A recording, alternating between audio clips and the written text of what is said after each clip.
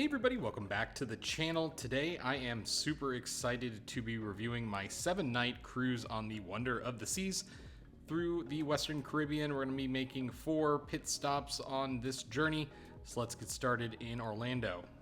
Hey everybody, welcome back to Jackson Jet Setting. Today is a cruise day. We're heading over to the Wonder of the Seas over at Port Canaveral at my hotel here at the Walt Disney World Resort. Excited to call an Uber and get over there with my brother-in-law. It's gonna be a fun cruise, a week-long cruise down to Mexico and Honduras, one of my favorite itineraries, with a stop over at Perfect Day at Coco Cay as well. Excited to be on one of the newer ships in Royal Caribbean's fleet as well. So excited to check all that out, explore the whole ship, do a ship tour, kind of the normal stuff for the channel.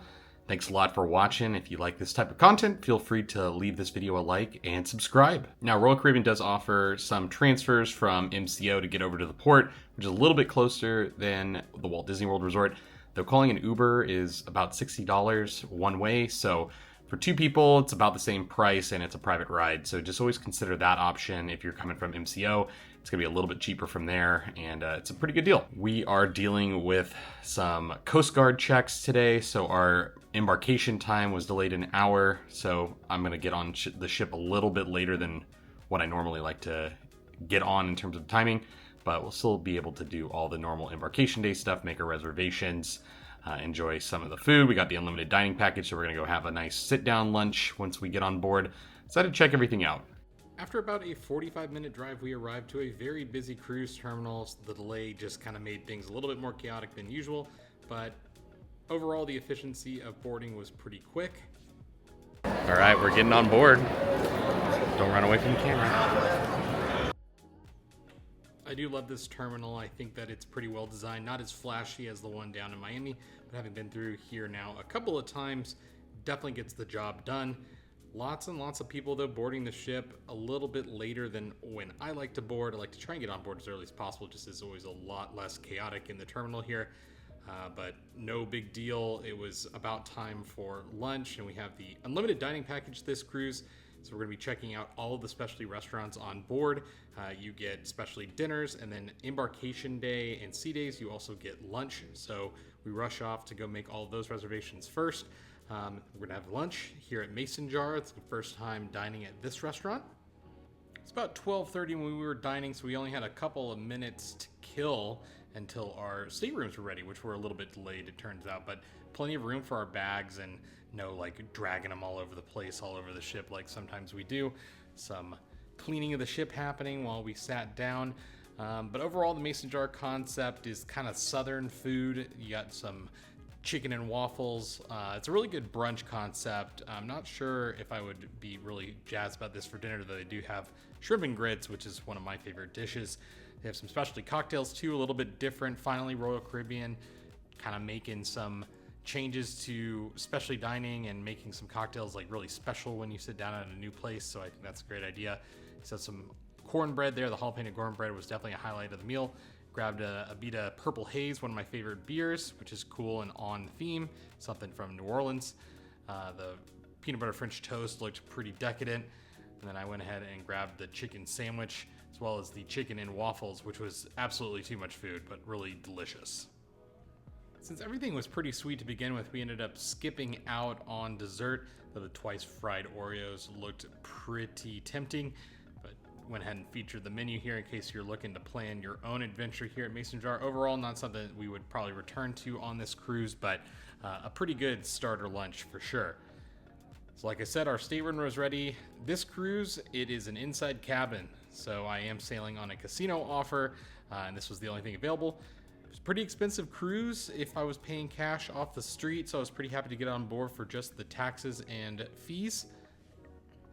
I'm going to be doing a video on the casino program for Royal Caribbean and other lines as well, so stay tuned for that on the channel if it's not already posted when you're watching this. Overall bathroom, I felt like it was pretty roomy for a cruise bathroom. I thought the shower was fairly oversized. They had the real door there, making things pretty easy. Not going to get the whole bathroom wet when you're taking a shower like on some ships. Plenty of plugs as well. You actually have some newer USBs in there, which is really cool to see. Nice large television that swivels out to the main bed area. Plenty of storage, and you got your fridge over there in the big cabinet. couch there for getting ready or watching TV. Closet itself was split in between that couch there, so you have your safe on the left side and then hanging clothes over there on the right. And there are two twins separated there with a nice little table in the middle. And the first cruise ship that I have been on that actually has plugs right next to the beds. It's just an amazing achievement by Royal Caribbean. Love that. I got invited to the frequent cruiser celebration on the first sea day, so I was excited by that. It's my last cruise as an Emerald. I'm going to be Diamond. And then we went ahead and toured the spa a little bit. You can check that out on the full ship tour. We always try and enter the spa raffle, but unfortunately, my losing streak continues. I've still never won that. Pretty cool to see SpaceX's reusable rockets float by here in Port Canaveral. But it seemed like despite the delay, people were really enjoying their day aboard, their first day. Pool's always busy on embarkation day. That's why I do recommend to always get on board as early as possible if you want to go enjoy those pools or water slides. The lines are going to get a little busy. Pretty cool that the Symphony of the Seas was in port just on a port of call day up from New Jersey, and they're going to be following us down to Coco Cay tomorrow. Finally, it was time to depart, and it's pretty cool to see the thrusters and the azipods work on the Wonder of the Seas. Good thing they're working. Pretty tight fit in here, and we were on our way. Tonight, we scheduled 150 Central Park, which was our favorite dinner from the Symphony of the Seas. And so we wanted to schedule that first thing, see if it stood the test of time. The pulled-apart bread is the absolute star of the show at 150 Central Park. It is pretty caloric too, but delicious. Went with the short rib starter, which was a lot smaller than the short rib on Symphony of the Seas. That was one thing I noticed. And then the lobster thermidor, which was plenty delicious, just not a gigantic serving. Fried cheesecake, definitely the most popular dessert here. It's pretty good, and I went with the cheese platter. Overall, a perfectly fine meal, great service. We just didn't decide to return this trip because there were just other restaurants we enjoyed a little bit more. As the day turns to night, it was time for comedy, which we had scheduled before the cruise. My first cruise that I was actually able to schedule comedy before stepping on board. Usually it's pretty popular. Two comedians on this cruise, one better than the other, but always a good time. Then we headed over to Intense 360, which was the Aqua Theater show on board Wonder of the Seas. Pretty good show, though we had to catch the most of it on a later day because this show was canceled about a quarter of the way through due to weather. Always looking out for the safety of the performers here, but man, it's always hard to catch one of these shows. It always seems like something is canceled. On board the Wonder of the Seas, we're heading over to Perfect Day in Coco Cay. The weather doesn't look all that great today, so we're going to see how much time we got on the island before things get bad. Decided to go check out Hideaway Beach, the adults only area. That's brand new to me, so let's go get started. Yes, it was not a perfect day at Coco Cay by any means. The captain actually continued to talk about this the entire cruise. It was like almost hurricane force winds coming through at one point. We'd already docked and they closed the gangway. But luckily, the storm did pass and we were able to go ashore, though not without another close scare while we were on the island and actually everyone getting a notification to head back to the ship, but no one did, and they actually ended up canceling it because the storm missed us. So we're heading over to Hideaway Beach now. This is going to be my first time checking out the new adults only area on the island.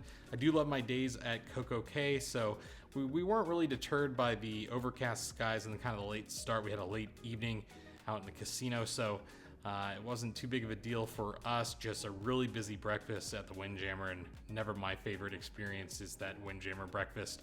But the first time that two Oasis class ships are in port at the same time, luckily we had scored this Hideaway Beach for about $38 a person, so we get a little bit more exclusive island time, which is helpful when two big ships like that are in port. So let's do a full tour of this place.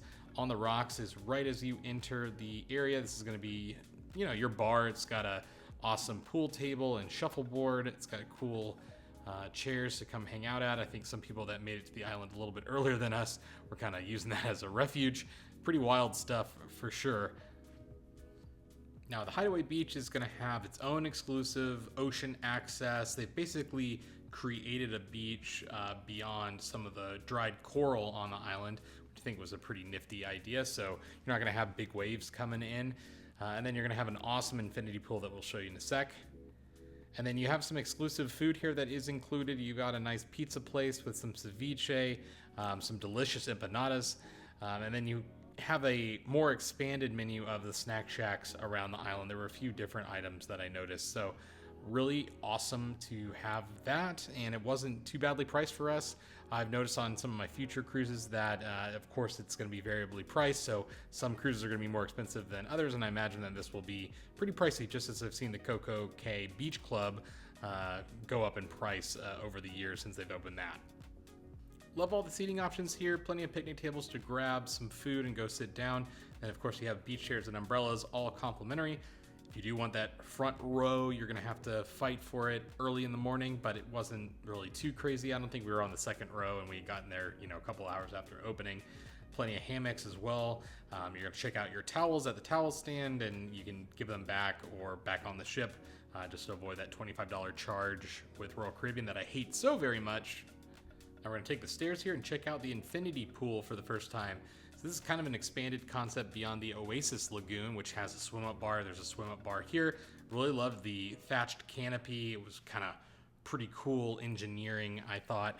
Plenty of space to hang out and grab a drink, even some chairs and tables in the pool as well.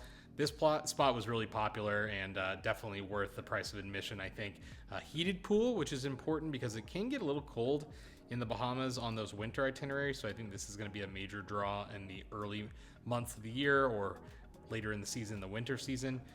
So definitely keep that in mind if you're considering coming into Hideaway Beach. There's also a DJ booth in the pool, much like the Oasis Lagoon, so things can get hopping here. Didn't really get going crazy for us on our day, I think partially just because of the weather, but overall a great time in here, and you can see plenty of people enjoying that swim-up bar. There is some seating as well that is more dry over here to the right. And if you want a more upgraded option, they do have cabanas here. They actually have an exclusive cabanas pool with their own pool. So you have direct access to that you share with maybe 8 or 10 other cabanas, I believe. All pretty cool stuff. But it's plenty for me just to hang out with the hoi polloi, the public here at Hideaway Beach, rather than get an expensive cabana, but it might be a great option if you have a bigger group on your cruise. If you are looking for a full tour of Coco Cay, I do have that up on the channel. And I have to update that video now with this new Hideaway Beach footage that I have here, but if you wanted a full look at the island, I do have that up on the channel as I've been here a couple of times at this point. Here's a look at the ocean. So you don't have like a really great view of the open ocean like you do on the other side of the island at South Beach. It's one critique I think I have. It does keep things nice and calm, and it's a very enjoyable environment, but that wall of rock I think kind of detracts things a little bit. But I don't think people are really coming here necessarily for the gorgeous ocean views. You're here to party, you're here to have a good time, and this place certainly delivers.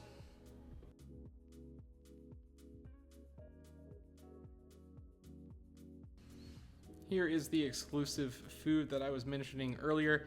This is where you're gonna find your empanadas as well as your different pizzas.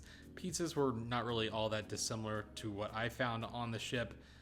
There's also a bar, of course, and you have waiters coming through, taking orders all day, so never far away from a drink. Your beverage package does work here as well as your diamond drinks, so just keep that in mind. After walking around the beach club and hanging out for the morning, about 3 or 4 hours, we decided that we wanted to explore the island a little bit. My brother-in-law had not been to Coco Cay before, so just wanted to show him a couple of fun spots on the island and break things up a little bit. You can come and go to the Hideaway Beach Club as much as you want, so that makes things pretty easy. There's a shuttle that takes you from kind of the center shuttle point over and back, so it has its own shuttle. Makes it feel a little bit more exclusive. It's very, very hidden away from the rest of the island. Stopped by Captain Jack's to grab a drink for walking around the island here. Live music, but the food in Captain Jack's is actually a la carte. Good thing to keep in mind. Here's a look at the Oasis Lagoon, one of our favorite spots on the island. And then a nice little mother hen with her little hatchlings, which was really, really adorable.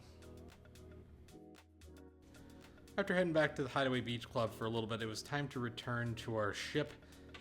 was a long day with all the weather, and then it got a little hot towards the end of the day, so it was time to head back to the ship. Nice cool peacock was waiting for us, the little towel animal on the bed. Time was changing this evening, and we were heading into Roatan the next day. We ended up messing that up and barely making our excursion the next day, but we'll show you that in a bit. Took the Rising Tide up to Chop's Grill, which was pretty fun, using it as transportation rather than just like something to do on the ship. Chop's Grill, absolute favorite of Minnie. Not my favorite restaurant concept, honestly, on board. I just am not a big steakhouse guy. I do love steaks, but you know, to me, this menu is good. And I was trying a few different things this cruise. The mushroom soup is something that I'm always going to get, probably my favorite thing on board. So I wish I could just get that a la carte. But of course, if you are looking to get a steak, probably the best place to get it on board. Lots of different options, though some of the other specialty restaurants have steak on the menu as well, so you do not have to come to the dedicated steakhouse to do that. Great ambiance in here, smaller restaurant, definitely filled up. Probably the most popular, I would say, of the dining concepts besides hibachi, which is just really low in capacity. And then it was time to head over to the budget escape room on board Wonder of the Seas. They definitely need to do a better job with this because there are some really great escape rooms on other Royal Caribbean ships. I think they just ran out of money on that one, but it is free. All right, it is day 3 technically on board the Wonder of the Seas. It's our sea day. We're gonna go explore the ship today. Gonna do some fun activities, a couple blackjack tournaments, poker tournaments. We got lunch at Hooked, as well as dinner at Giovanni's. Super excited about that. We got Cozumel tomorrow, so let's go explore the Wonder of the Seas. So yeah, we had our first sea day. It's kind of weird having a port day straight off the bat. Kind of like the sea day to kind of get to know the ship a little bit more, but no big deal. The time did change, so we got an extra hour of sleep, which is always great. They were gonna do it one more time before Honduras, so that's gonna be interesting, but wanted to go check out my Topped Cruiser event. That was really fun. Really great sea views here right in the Aqua Theater. I like how they do it in the Aqua Theater. It's pretty cool to see like the tightrope walkers, just exclusive for us, which is pretty fun. And then having the captain come out and get to know the cruise director a little bit more, as well as all the pinnacles. Becoming pinnacles are the most cruise people. 2,800 points is the most points that I've ever seen on a Royal Caribbean ship, so congrats to them. Always nice to get a free drink at this event, so if you are someone who's going to stay loyal to Royal Caribbean, these start for you after Platinum, which is about 30 days at sea, so just keep that in mind. Hooked for lunch today. This is included with our unlimited dining package. Overall, I think that Hooked lunch is one of the best values on board because you still get surf and turf at lunch, you can still get lobster. You got these delicious cheddar rolls, which are just like unbelievable. The biscuits, rather. Always like to get some oysters. I'm a fan of the raw oysters. This is the only place on the ship that you can get those. And I went with the surf and turf, which is pretty delicious, and as well as a Caesar salad and some Old Bay French fries. Dessert was pretty delicious too. Cherry pie and the chocolate brownie. Chocolate brownie, one of my favorite desserts on the entire ship. Today was the Love and Marriage game show, which is typically one of my favorite events. I feel like this one was a little just lackluster, which can sometimes happen. And we went to do some gambling with the poker tournament, which was fun. And it was already time for dinner. We went over to Giovanni's, which I was excited to try because on our last Oasis cruise on Symphony of the Seas, it was James Italian, which is not my favorite restaurant concept that Royal Caribbean's done. So Giovanni is definitely a favorite, and it definitely delivered. They got ossobuco on the menu, which is one of my favorite dishes anywhere. We got the meatball. We got some of the burrata salad. The pasta is kind of freshly made. You got the carbonara there and the ossobuco. Dessert, don't miss that. You actually get some free limoncello, which is cool. Definitely took advantage of. And then a little cannoli there. And my tiramisu, which was delicious. The evening entertainment was Voices. This is something that I booked pre-cruise. We weren't able to get a great seat because this theater was just filling up the entire cruise really quickly. But we also had the ice skating show that evening. Voices was kind of hit or miss for me. Good performers though, and the ice skating show always a highlight. The next morning was day 4, and it was time for Cozumel, Mexico, one of my favorite cruise ports in the entire world. I love to scuba dive, love snorkeling, so this is one of the best ports in the entire world to do it. Decided to head over to the Solarium Bistro for breakfast. It was a lot more relaxing than the Windjammer, so big tip there, head to that. We had to be off the ship and meeting kind of near the Margaritaville to catch our tour. We were on the early morning tour. That's something I definitely recommend in Cozumel or just in the Caribbean in general. If you're going to go snorkeling, is definitely go on the earlier snorkel trips. It's just going to be better weather generally, and before the ocean gets a little too choppy in the afternoon. We arrived right on time when our ticket said to meet, and we waited about 5 minutes or so at the Margaritaville before our tour got started. I do like booking things through the ship for this reason, because usually they'll, at least in Cozumel, take you directly from the pier here on your ocean excursion versus booking something off the ship where you got to get on a bus and they'll take you down, or a taxi and take you down to the dive shop. So that's a little bit of a convenience and really not too much of a price difference, I have found, in most cases at least. So today we're doing a 3-reef snorkel. My brother-in-law doesn't dive, so we're going to do a 3-reef snorkel. Check it out. Overall, I think it was about $90 a person for a 3-hour tour. Now, I'm pretty familiar with all of the reefs here on Cozumel, so I wasn't really sure what reefs they'd take us to. Given how cheap and short the tour was, I figured we would be snorkeling pretty close to the ship. And I was right. It was a little closer even than I thought. We didn't go too far down the coast, basically to the Intercontinental on Cozumel, a nice hotel on shore, and snorkeled just off of their property on one of the reefs. Then we boated down to a reef that was a lot closer to the ship.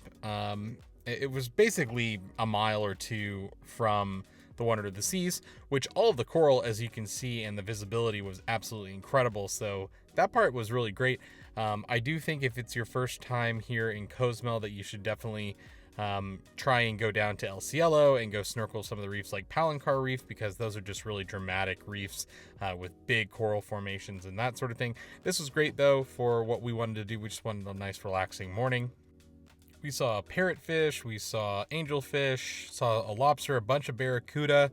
The fish populations here were really great, so I loved the snorkeling. The guides themselves were pretty great too. But overall, I feel like the tour was maybe a little bit overpriced, and I wish that we could go a little bit further down the coast than where we ended up. The other thing that kind of we noticed once we got back on the ship is that our tour was promoting that we got 2 free beverages on our tour. That didn't really happen. They had waters, but kind of the implication is that they had like rum punch or something like that.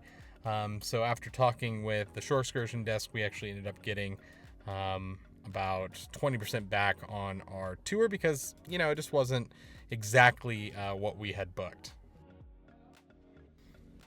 Heading back though, we had great views of the Wonder of the Seas. I love how close we got to the ship. Made for some great footage here for the channel. And then rather than head back to the ship for lunch, I wanted to grab some fajitas or tacos or something. And so we walked a little ways from the port, maybe about 5 minutes, and found a fun little spot. It was still pretty early for lunch, so the restaurant didn't have too many people in there, but decent prices. I wouldn't say like the cheapest prices for Mexico, but definitely not a ripoff. And it was delicious margaritas as well. So fun place. So just walk out of the port and head right, and you'll find a bunch of restaurants. Really probably can't go wrong. Walking back on the ship, it was an absolutely beautiful day in Cozumel. As you can see, not much wind. El Loco Fresh was popping when we got back on board. Just wanted to see if anything had really changed here. Didn't grab any food, but just wanted to take a look. And it looks like they have all the same menu items here from my previous cruises. One of my favorite things is the caramel flan that they serve here, which is really, really good. So we were on the correct deck to take the Ultimate Abyss back to where we wanted to go, which was deck 6. So we ended up taking that right when it opened, no line. That was fun. Tonight's dinner was Wonderland. So we've dined here once before on a different Oasis class ship on Symphony of the Seas. Check out that review video if you want to see how that is. But basically the same space. Weren't any changes that I noticed between this and Symphony. Tried a few different dishes this time. Some of our favorites, that crab cone was really good. The deconstructed salad, caprese salad, was one of our favorites from last cruise. Was not our favorite this time. The shrimp was really, really good. The egg dish, not our fave. Probably wouldn't get that again. The lobster with caviar was a highlight for sure. Just a lot of different items. Tuna, oh, it's really good. That one was really good. Overall, though, this is my favorite dish. This is the tuna with actually sorbet on top. Just a lovely mix of flavors and textures. Something very special about that restaurant for sure. Then the fish. And then I went with the chicken, which chicken was pretty good. Not like incredible by any means. And then one of our favorite desserts, this mushroom with all the marzipan going on. Oh my God, so good. And then the Around the World, which is a very famous dessert as well. That chocolate dome melting with the hot caramel that gets poured on top. Probably my favorite thing here at Wonderland. Overall, I don't think I'm going to go back to Wonderland on future cruises if I have the opportunity. I just feel like I've kind of tried the concept, and it's, interesting the first time. Second time was kind of lackluster, honestly. Just nothing against the food necessarily, but you kind of seen it once, and then you kind of just want, like, I think just some regular delicious entrees versus something that's like kind of wild. But that's just my opinion. You might have a differing opinion. But we were done with dinner in time to watch Sail Away, and we cruise south of Cozumel because we're heading to Honduras, Roatan, the next day. Pretty cool stuff, but a beautiful sail away from Cozumel. Now, day 5 is Roatan. The time didn't actually change, which we were a little confused by, so we nearly missed our excursion. We were about 15 minutes late from our meeting time, but luckily they built in, I think, some buffer. So we're able to make the tour. We're doing a lobster snorkel today, little island tour, some touristy things like iguanas. So we were curious to see how this was going to go. It was really, really cheap, though, about $55, $60 a person, I believe. Really a great intro to the country, though. They got band playing all day. I love this port, and I like the design of the actual port that you debark the ship from. I feel like it's very organized. They have a couple of restaurants going on. Doesn't feel super touristy, even though, of course, it is just created for cruise ship passengers. But we hopped on a bus, a little mini bus, pretty small tour, about 15 people. We headed over to Little French Key, where we got on a barge and they took us over to the island. This is where things got a little weird because the whole promotion of this tour was actually a speedboat tour. So now we're on probably the slowest possible boat that you could put us on. So that was another complaint we had. We got another 20% back. Just not what we paid for. So overall, the tour itself, tour guide was amazing. Little French Key is a beautiful island, cool place to hang out for the day if they're selling those tours. They have kayaks and paddleboards that were free as part of the tour. We had about an hour 15 to hang out on the island after our lobster snorkel. Not entirely certain that the boat was necessary for the snorkel, though, because it was located just off the island. I wonder if it's maybe some private land on the other side of the island from where we were hanging out after the tour, but really close coral to the surface, so it makes for really good snorkeling. A lot of fish, and yeah, there were a ton of lobsters. Probably saw 20 lobsters, so if you ever wanted to see those under the water, this is a good tour to do. Really beautiful coral formations, lots of fish. Just saw a lot, and our guide really was great at fishing out some of the wildlife for us to take a look at. So that was cool. Overall, yeah, great time under the water here. I've been to Roatan a number of times. Probably my favorite thing to do here is dive off of the west end, which is on the other side of the island from this tour. Definitely recommend doing that. A full island tour that you can rent a speedboat and a captain, and they'll take you around the whole island. Is super fun. I definitely recommend doing that as well. There's just a lot to see. I do wish we had more time here on Roatan because it is pretty interesting and a really fun destination.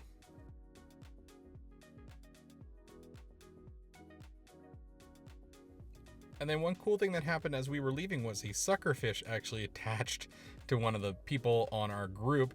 Never seen that before in all my years of snorkeling, so that was pretty cool. The guides were pretty surprised too.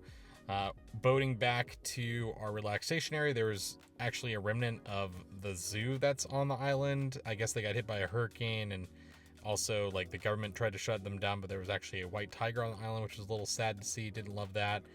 But in terms of relaxation, we just hung on the beach, grabbed some lunch and some drinks, and then we got back on the barge and we headed over to the iguana experience, which is just on the other side of the cove. Some sturgeon, I believe, that they were feeding, and just got to see their real speed. But the highlight of this stop are going to be the iguanas, which if you've never hung out with iguanas, pretty cool because there are just a bunch of them. They're just eating leaves, having a good time. So overall, I think that was pretty fun. But the iguana experience, I think, is maybe worth 15 minutes, which is about this amount of time that we spent here. And then we hopped on a bus and headed back to the ship, which, yes, we were supposed to hop on a speedboat and head back to the ship. So definitely a different tour than what we initially were promoted. But the iguanas were cute. The guide was good. Snorkeling was pretty good quality. The island itself was pretty. The weird zoo was not great. And overall the price was right, but I probably would do a different tour next time when I'm back on Honduras. Here's a little look at the port area. So you got some bars and restaurants. You actually have a pool that you can access for free, which is cool. That's definitely different, gets you off the ship. A lot of people just enjoying that for the day. But it was time to leave, and we wanted to watch some of the pier runners because this port, with the time change, people are just a little confused. So that was pretty funny to just watch people kind of meander back to the boat, even though they're technically late. I do recommend finding a spot for some of these ports just to watch people and hear the rest of the ship kind of just mess with them and yell at them to tell them to hurry up and that sort of thing. Tonight's dinner is Hooked, and we had Hooked for lunch, so we're excited to go back and have Hooked for dinner. So at dinner, they actually have a number of different items, but we opted to rock the lobsters, which is kind of the reason to go here, I think. The steak itself was really good, though. I do recommend the surf and turf if you really just can't decide. But crab cakes, and then some oysters going on, some coconut shrimp that were really good. Kind of the staples of this restaurant. And then I went with the twin lobster tails, which were fantastic. The next day was Costa Maya, which is probably my least favorite port in the Western Caribbean just because it's pretty manufactured. We had water park tickets today. Didn't get a ton of footage inside the water park just because my batteries didn't charge. But it's water slide towers going on. About $120 per person. They'll drop you off and pick you up from the water park, but it is a short ride, really short walk, honestly. So we walked back.